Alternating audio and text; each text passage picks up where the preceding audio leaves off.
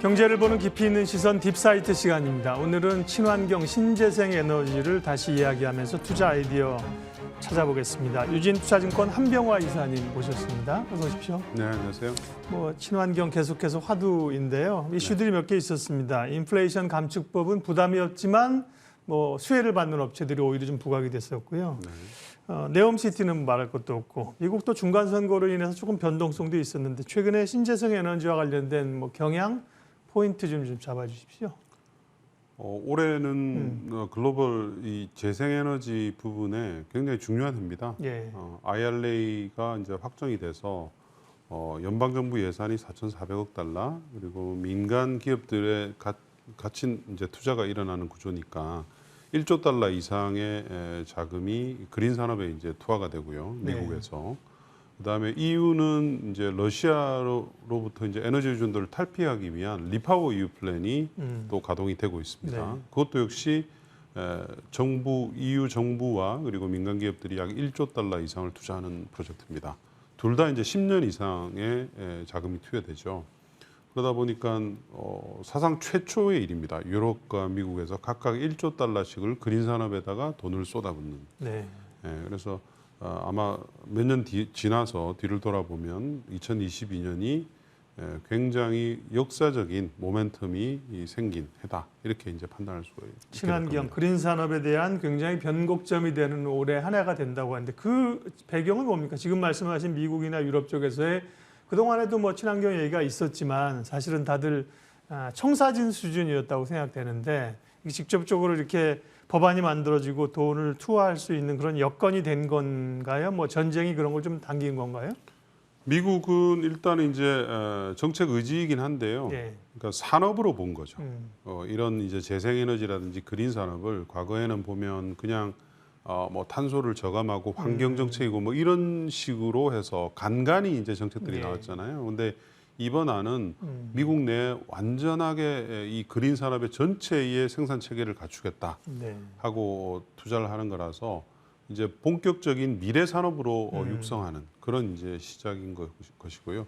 유럽은 이미 그렇게 해왔는데 그렇게 해오던 것이 이제 속도가 예상보다는 좀 늦었죠. 유럽이 원하는 속도보다. 근데 러시아의 전쟁으로 인해서 워낙 많은 화석 연료 의존을 이제 러시아에 하다 해온 게 이번에 이제 들통이 나게 된 거죠. 그러다 보니까 2030년까지 EU 전체의 재생에너지라든지 전기차라든지 수소라든지 이런 목표치들을 예정보다 훨씬 더 크게 올리는 그런 지금 국면에 들어가게 된 겁니다.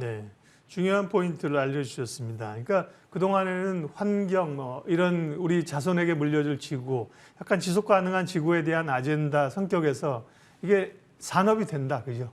돈이 될 수 있다, 미래 산업이다. 이런 쪽으로 선진국들이 정책을 밀고 있고 돈을 쏟고 있다는 겁니다. 그러면 이제 신재생 또 친환경 관련돼서 몇 가지 섹터가 있지 않습니까? 대표적인 걸 좀 얘기를 할게요. 시장에서는 사실 어떻게 보면 태양광 쪽의 하나솔루션이나 풍력의 CS윈드 가장 주목받고 있는 기업인데 풍력 얘기는 워낙 그동안도 많이 얘기하셨고 좋은 얘기를 많이 하셔서 풍력부터 하면요. CS윈드 목표가를 최근에 상향하셨습니다. 그 이유 좀 알려주십시오. CS윈드가 지난주에 쥐멘스하고 해상풍력용 타워의 공급 계약을 중장기 공급 계약을 체결했습니다. 거의 4조에 육박하는 돈이고요. 그동안은 이제 CS윈드는 글로벌 1위이긴 한데 육상풍력이 대부분입니다.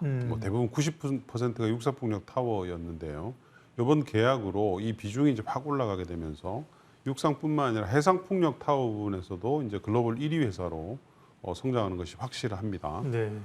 특히 이제 CS윈드는 미국하고 유럽에 대규모 공장을 가지고 있기 때문에 조금 전에 말씀드린 IRA하고 리파워 EU 이런 두 개의 이 정책에 직접적으로 수혜를 받게 되죠. 그렇다 보니까 이제 저희가 목표 주가를 올릴 수밖에 없었고요. 향후 이 회사의 성장은 이번 이제 정책 그리고 계약들 때문에 2030년까지 성장의 어떤 그 가시성이 매우 높아졌습니다. 목표가를 10만 원에서 12만 원으로 올리셨습니다. 오늘 주가는 7만 9천 원 수준이고요. 그 풍력 관련해서는 이전에 저희 시간에도 오셔서 해상 풍력이 굉장히 중요하고 그 당시만 해도 해상 풍력에 이제 좀 포인트가 가는 쪽이 삼강 MNT를 말씀을 그렇습니다. 하셨었잖아요. 네, 네. 근데 이제 CS 윈드는 육상 풍력 말고도 여기도 이제 해상 풍력 쪽을 하면서 그렇습니다. 네, 포인트가 되는군요. 그러면 이제 풍력 관련주 가운데는 역시나 이제 CS 윈드가 탑픽입니까? CS 윈드가 탑픽이고요. 삼강 MNT도 뭐 못지 않습니다. 네. 삼강 MNT도 국내에만 지금 현재 공장이 있긴 한데요. 예. 이번 IRA 건을 이제 계기로 해서 미국에 진출하는 것도 지금 회사에서 논의 중인 것으로 알고 있습니다. 만약에 그런 계획들이 이제 확정이 된다면 삼강 MNT도 투자 매력이 다시 한번 더 높아지겠죠. 예. 네. 정책적인 면을 여쭤볼게요. 뭐 대부분의 산업이 다 그렇습니다만 정책이 굉장히 중요한 영향을 받고 정책에 이제 저해되기도 하고 정책을 통해서 날아가기도 하는데 지금 윤석열 정부에서 풍력 산업에 대한 그 스탠스나 의지는 어떤 겁니까? 네.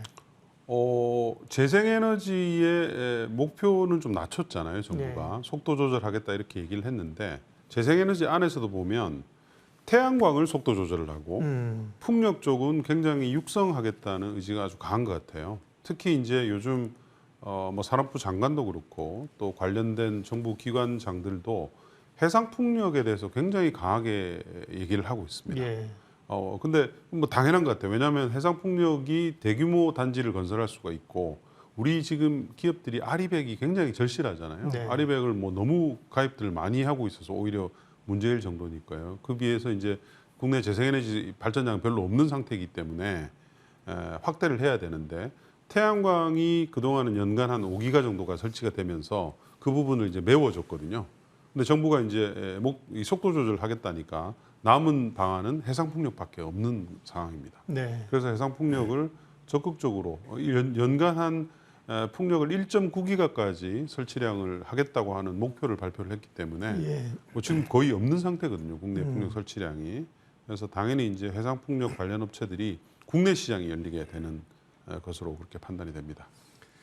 예, 그 최근에 산업통상부 자를 보면 태양광 대비 풍력 발전량이 87대 13 비중을 얘기하는 겁니다. 2030년까지 60대 40으로 풍력의 발전 비중을 높이겠다는 얘기고요. 네, 재생에너지.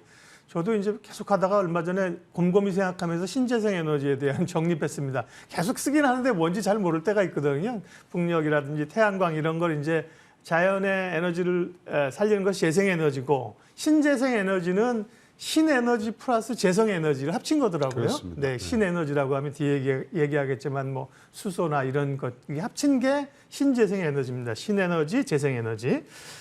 태양광은 지금 정부에서는 태양광 얘기 가겠습니다. 조금 정책적으로는 비중을 줄인다고 하나 시장에서는 뭐 그와 별 상관없이 사실 태양광이 어찌 보면 더 관심이 좀 많은 것 같고요. 대표적인 기업이 이제 한화솔루션인데 그렇습니다. 한화솔루션은 뭐 지난번에 자회사 이렇게 분사 얘기도 있었고 최근에 뭐 증자도 있었고 뭐 어떤 게 포인트인가요? 한화솔루션은 뭐 당연 IRA가 가장 큰 포인트입니다. 그러니까 IRA는 미국 내에서 생산하는 태양광 풍력 업체들한테 생산량만큼의 또 보조금을 주는 것이 이번에 특이하게 들어가 있습니다. 네. 그러다 보니까 이제 그러면서도 중국과 같은 업체를 막겠다는 정책이거든요. 그러니까 태양광이 지금 그동안 가장 큰 약점이 중국 업체들이 너무 시장을 완전히 꽉 장악하고 있다는 거였잖아요. 근데 가장 큰 시장인 미국이 중국을 앞으로 배제하고 미국 내에서 생산하는 업체들한테 대규모 보조금을 주는 거기 때문에 미국의 공장을 가진 업체, 네. 태양광 하나솔루션, 풍력은 CS윈드입니다. 이 두 개 회사가 보조금으로서 투자를 할 수 있는 이런 이제 사이클로 들어가게 되고 시장을 또 거의 앞으로 장벽을 치고 이제 자기 시장을 가질 수 있기 때문에 하나솔루션한테는 굉장히 중요한 모멘텀인 것이죠, IRA가. 네. IRA군요. 최근에 그러니까 다시 한번 이제 포인트를 잡는 것들은요. 그렇습니다. 그러면 이제 국내 그 태양광 업체들이 결국 이제 미국이나 유럽 뭐 생산을 해야 되고 특별히 IRA는 이제 미국에서의 어떤 생산 장벽을 넘는 건데 그 산업 측면에서도 봤을 때도 그런 OCI 같은 경우는 사실은 뭐 폴리실리콘 쪽에선 강자이긴 하지만 폴리실리콘에 대한 의존도가 높다는 게 좀 한계로 지적이 되고 그렇죠. 얼마 전에 이제 인적 분할 얘기도 했었는데요. OCI든 혹은 뭐 하나솔루션이든 글로벌한 경쟁력에서 보면 어느 정도 위치입니까?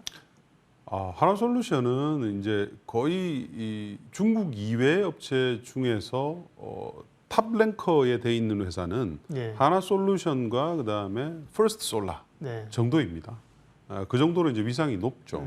근데 OCI는 과거에는 굉장히 높았는데 최근에 이제 너무 이제 그동안 힘들었잖아요. 폴리실리콘 사업이. 힘들었죠. 그래서 공장을 뭐 국내하고 말레이시아 정도 예. 가지고 있는 상태로 약간 조금 요런 쪽은 좀 소극적으로 변해서 최근에 이제 좀 다행인 것은 OCI도 미국에다가 태양광 모듈 공장을 좀 네. 확장하는 요런 좀 전략을 가져가는 것 같더라고요. 근데 예. 본업인 폴리실리콘을 좀 과감하게 투자할 필요가 있지 않느냐. 저는 이제 개인적으로 그렇게 생각합니다. 그러면 훨씬 더 아마 OCI의 기업 가치가 올라갈 것으로 그렇게 저는 판단하고 있죠. 네. 그러니까 결국은 미국 하나솔루션은 이제 미국 모멘텀인데 미국에서 아까 말씀하신 퍼스트솔라는 미국 업체. 퍼스트는 미국 토종 업체입니다. 네, 네. 그러니까 어쨌든 미국 업체만으로는 안 되고 들어올 수 있는 글로벌 업체들이 보면 중국은 안 되고 그렇죠. 한국이 아주 유력한 주자라는 그렇죠. 거죠. 네. 그러니까 이번 이런 IRA나 리파워 이후에 가장 수혜가 한국 기업들이에요. 우리나라 기업들은 풍력, 태양광, 수소 뭐 모든 영역을 다 가지고 있기 때문에 네. 굉장히 우리 기업들이 글로벌화가 굉장히 빠르게 진행될 수 있는 스토리입니다. 네. 그러면 태양광 쪽에서는 어쨌든 또 탑픽은 하나솔루션입니까, 이사님? 네. 근데 뭐 지금 한병환 이사님은 지금 얘기하시는 게 아니라 뭐 풍력도 그렇고 이전부터 오랫동안 아주 그런 친환경의 전도사 롤을 하시면서 지금까지 얘기를 했기 때문에요. 그 다음에 어쨌든 전쟁이 중요한 그 트리거가 돼서 유럽 쪽 같은 경우도 그렇고요. 이 신재생 친환경의 모멘텀을 주는 요인은 확실한데 종전 얘기가 나오면서 오히려 뭐 재건 관련도 있지만 종전 얘기가 나오면서 친환경주가 다시 주목받고 있다는데 그거는 종전하고 친환경하고 무슨 상관이 있는 겁니까? 종전하고는 상관이 있지는 없고. 않은데요. 이 종전을 하게 되면 그동안 사실은 인플레이션 때문에 힘들었잖아요. 예. 이 인플레이션의 주요한 원인 중에 하나가 전쟁이었거든요. 그렇죠. 근데 이렇게 되면 이제 인플레이션 레벨이 낮아진다는 거고, 인플레이션 레벨이 낮아지면 사실 올해 풍력, 태양광 관련 업체들이 원가 상승 때문에 실적이 별로 좋지 않습니다. 네. 정책은 들어와서 내년부터는 좀 기대를 많이 하고 있는데 그 부분까지도 이제 좋아진다는 거죠.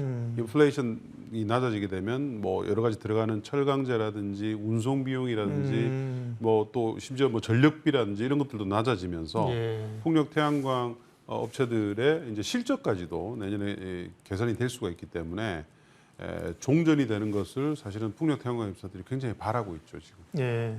그러니까 원가라는 게 뭐 풍력이나 태양광이나 바람이나 태양에 돈을 내는 건 아닌데 설비를 하게 되는데 비용이 들어가는 게 인플레이션 때문에 지금 그렇습니다. 뭐 건설업체가 집 짓기 어려운 것처럼 똑같습니다. 예, 네. 그런 구조들이 낮아지게 되면 결국은 이게 캐파는 늘어나는데 실적 개선으로 올 수 있다. 그래서 일각에서는 종전을 하게 되면 예. 이제 원유가나 천연가스 가격이 낮아지면서 풍력, 태양광이 상대적으로 덜 매력적이 되는 거 아니냐 예, 이런 예. 우려를 하시는데 그렇죠. 예. 전혀 상관이 없습니다. 풍력, 그렇군요. 태양광하고 네.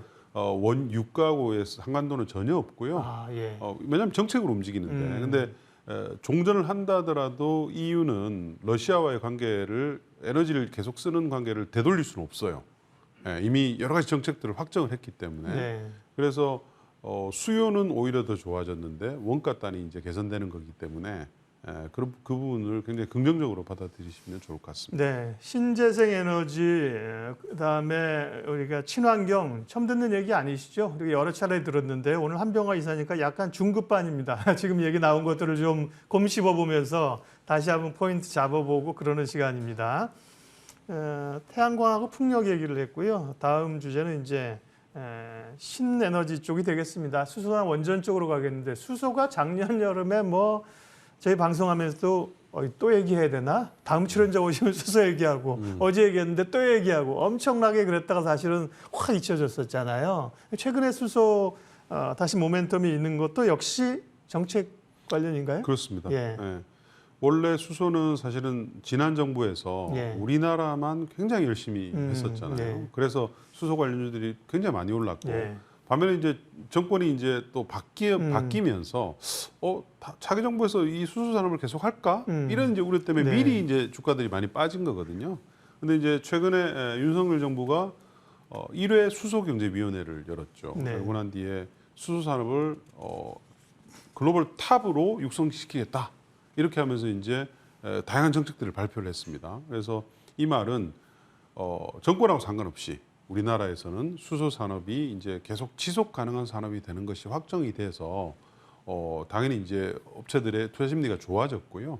그보다 사실은 더 중요한 것은 태양광이 우리나라가 아무리 슬로우다운 한다 하더라도 주가는 좋은 이유가 네. 우리나라 시장은 사실 작잖아요. 그렇죠. 예. 글로벌 정책이 중요합니다. 에너지 정책은. 근데 풍력이나 사실 태양광이나 지금 말씀하신 그렇죠. 업체들이 이제 글로벌 시장으로 가기 때문에 주목을 그렇습니다. 받는 거잖아요. 네. 근데 이제 이 수소가 네. 지난 한 1년간 가장 저는 이제 히든 챔피언이라고 하는데 IRA 안에 수소에 대한 대규모 육성 정책이 들어가 있습니다. 아, 그래요? 예, 수소를 생산하는데 최대 킬로그램당 3달러의 보조금을 주고요.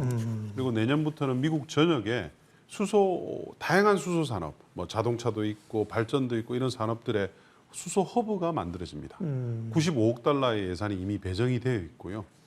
그리고 EU는 리파워 EU, 아까 그 러시아 의존도를 탈피하기는 계획 안에 수소의 생산과 관련된 타겟을 2030년 목표를 2배로 올렸어요. 그래서 이미 예산 집행을 들어갔고 최근에 1차 예산 집행만 18조가 됐습니다. 굉장히 다양한 회사들이 수주를 받아서 정부하고 같이 투자를 지금 시작을 했고요. 또 이런 시스템을 맞추기 위해서 그동안 이제 수소차에 대해서 이후 약간 조금 뒤로 목표를 가지고 있었거든요. 근데 수소차 충전소에 대한 목표치를 앞당겼죠. 한 3년 정도 앞당기면서 이 충전수 개수도 굉장히 많이 늘렸고요. 이런 지금 움직임이 해외에서 더 강합니다. 중국은 또 EU하고 미국만큼이나 큰 규모의 돈을 갖다가 수소 산업에 투자를 하기 시작을 했고요. 현대차가 수소차 만들 때 이제 몇 년 된 얘기입니다. 전기차 못 따라가니까 수소차부터 하는 거야. 이런 사실 약간 좀 비아냥거림도 있었는데 수소가 되겠어? 지금 말씀은 아까 그 친환경이 이제 산업으로 글로벌 인식이 되는 것처럼 수소도 이제 좀 그림이 그려진다는 말씀이신데요. 근데 정부가 발표한 걸 보면 뭐 수소 상용차 3만 대, 그 다음에 지금 충전소 지금 몇 개 안 되잖아요. 늘린다. 근데 이런 거는 사실은 좀 전체적인 큰 그림의 맥락은 아니지 않나요? 뭐가 핵심이에요? 그러면 이 수소 산업이 앞으로? 이번 정부의 발표는 1차 위원회를 통해서 이제 발표한 거라서 전체적인 로드맵이 완전히 나온 건 아니에요. 아니고 이제 앞으로 계속 나오게 될 건데 기본 로드맵은 전 정부가 이미 마련한 게 있습니다. 큰 그림이 그 위에 이제 계속 얹어지는 거고요. 이번에 가장 핵심은 우리 기업들을 글로벌 1위의 수소 기업들로 만들겠다 이렇게 이제 선언을 한 거죠. 그러면서 이 성장의 중심을 기업을 앞세우고 있습니다. 그래서 국내 시장을 이제 테스트베드로 계속 성장을 시켜서 해외로 이제 나가게 하겠다 그런 전략이기 때문에 저는 오히려 훨씬 더 스마트한 전략이다 그렇게 보고 있습니다. 저희가 친환경 얘기를 하고 있지만 사실 이사님 오시기 전에 저희가 한 2, 3일 전부터 예고하면서 신재생 친환경의 히든 챔피언 얘기했는데 오늘 히든 챔피언 포커스는 수소네요, 그죠? 그렇습니다. 태양광이나 풍력 얘기를 태양광, 많이 풍력 했지만, 워낙 많이 알고 계시니까. 새롭게 히든 챔피언이 수소예요. 수소 얘기를 조금 더 하면 그러면 결국 이제 앞에 이제 K자가 붙어야 요즘 된단 말이죠. K방산, K원전, 그러니까 이것도 이제 K수소가 돼야 되는 거잖아요. 국내에서만 국한된 게 아니라 가기 위해서. 근데 IRA에 이 내용이 포함되어 있다는 것도 굉장히 중요하고요. 그러면 이제 뭐 내년까지 해서 산업이 어떻게 커갈지, 어떤 기업들이 여기서 두각을 나타내고 정부가 소위 키워줄 수 있는 기업들인가요? 수소 관련 기업들은 사실은 여러분들이 아는 기업들은 좀 제한적입니다. 왜냐하면 이게 기술력이 좀 높기 때문에 많지가 않죠. 그래서 수소 연료전지는 당연히 뭐 두산 피오셀이 대표주고요. 그다음에 소재 회사들, 수소 연료전지를 만들 때 또는 이 수소 관련 연관 산업에 들어간 소재 회사들이 상하프론텍 멤브레인이 있죠. 그렇죠. 그다음에 효성첨단 소재 이런 회사가 있고요. 또 이런 소재를 가지고 2차 가공을 하는 비나텍 뭐 이런 회사들이 있습니다. 그래서 몇 개 회사들이 좀 제한적이기 때문에 이런 회사들을 좀 시간을 좀 길게 투자 기간을 길게 투자를 하시면 아마도 지금 이제 딱 중국의 전기차 한 10년 전 시장, 테슬라의 초기 시장 정도예요. 그렇기 때문에 이 수소 연료 전지와 같은 기술은 비단 차뿐만 아니라 모든 영역으로 확장이 되거든요. 네. 수소를 생산하는 기술부터 시작을 해서 뭐 배, 기차 모든 영역으로 확장될 것이기 때문에 좀 배트를 길게만 잡으시면 아마도 말로 없는을 칠 수 있는 종목들이 계속 네. 나오게 될 겁니다. 수소 관련주의, 수소 그렇습니다. 섹터에서. 예. 네. 근데 이제 수소 쪽에서 저희가 조금 고민되는 거는 말씀하신 것처럼 수소 관련된 관련주들 우리가 알고 있지만 지금 말씀하신 과거에 이제 좀 수소 오리엔티된 기업 말고도 대기업들이 다 하더라고요. 포스코, 뭐 네. 현대차그룹, 뭐 그다음에 효성그룹, 뭐 다 해요. 그래서 이게 근데 그런 그룹들은 사실은 전체 포션에서 차지하는 비중은 그렇죠. 많지 않으니까 그런 대기업보다는 지금 말씀하신 수소에 오리엔티된 기업에 투자하는 것이 낫다는 그렇습니다. 말씀인가요? 예, 그게 맞고요. 예. 우리 대기업들이 수소를 안 할 수가 없는 게 예. 탄소 감축을 모든 영역에서 다 해야 되거든요. 그러려면 수소가 반드시 필요합니다. 특히 뭐 그 포스코나 현대제철 같은 이런 철강 회사들은 수소가 없이는 앞으로 사업을 하기 힘들어집니다. 그러니까 엄청난 양의 수소가 필요하기 때문에 모든 회사들이 당연히 수소 산업에 발을 안 걸칠 수가 없죠. 이제 그런 트렌드에 직접 혜택을 봐서 기업 가치가 박박 성장하는 수소 전문 기업들에 투자를 하시는 게 좋을 것 같습니다. 네.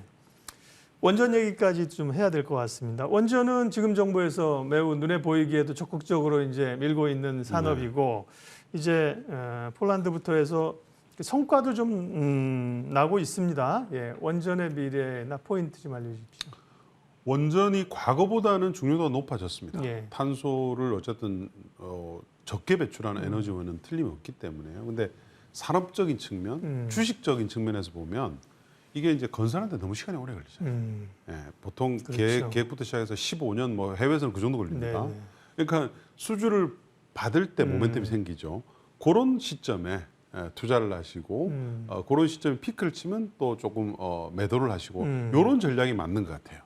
이걸 뭐 주구장창 네. 아주 중장기적인 시각을 가지고 재생에너지나 그린 산업처럼 투자를 하시는 전략은 따박따박 성장하면서 맞진 이익이 않다. 늘어나는 그런 구조가 아니라는 거죠. 왜냐하면 또 이제 이게 너무 기간이 길기 때문에 예. 중간중간에 정치적인 변화라든지 또 여러 가지 이슈들에 의해서 사업들이 가다가 쓰고 이런 케이스들이 많이 있거든요. 그래서 네. 수주 모멘텀을 이용한 플레이를 하시는 게 아주 현명한 전략 같습니다. 원전 네. 관련주들은요.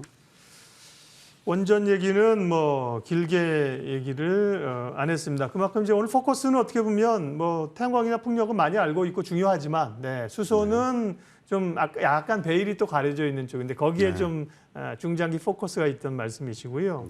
수소 관련주 가운데 토픽을 조금 정해 주실 수 있나요? 혹시 자료 쓰신 거나? 뭐 수소 연료전지는 당연히 이제 두산 퓨어셀이 탑픽이고요. 왜냐하면 네. 두산 퓨어셀은 최근에 중국 시장에 또 진출을 했습니다. 예. 아까 중국이 굉장히 많은 돈을 쏟아붓고 있다고 했는데 중국의 몇 개의 성만으로도 2025년까지 수소 연료전지 발전에 대한 수요가 1기가가 넘는 것 같아요. 네. 근데 우리나라 시장이 겨우 뭐 200메가 뭐 이 정도 수준밖에 안 되거든요. 그러니까 이제 그 시장에 들어갔기 때문에 두산 퓨어셀에 대해서는 이제는 국내 스토리에서 해외 스토리가 붙는구나. 이렇게 좀 주목을 하시면 될 것 같고요.